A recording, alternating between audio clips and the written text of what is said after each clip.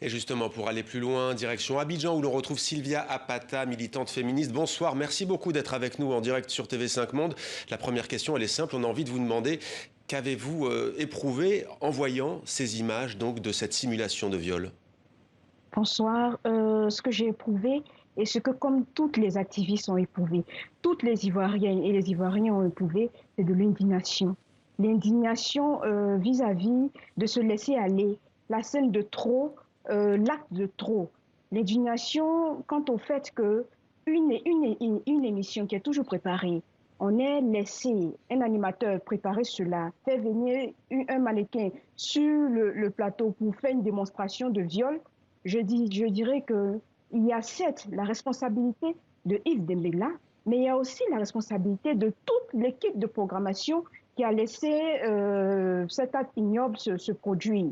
Donc aujourd'hui, c'est vrai que la haute autorité de régulation de l'audiovisuel a pris une décision de suspension de M. Yves Dembélé.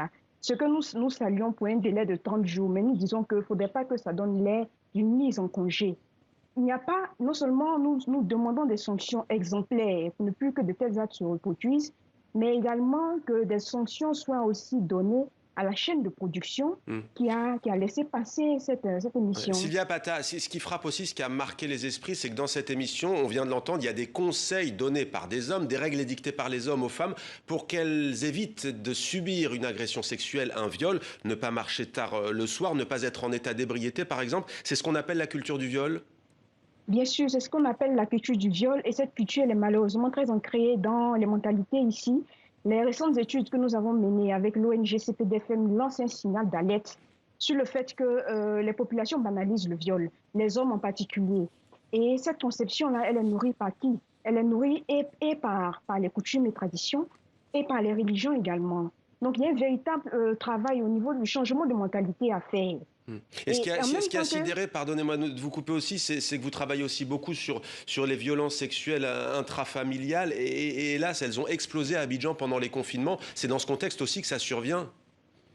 Exactement, elles ont explosé pendant le confinement, mais en même temps, ce que nous pouvons dire, c'est que c'est une situation qui de nature quotidiennement que nous constatons tous les jours.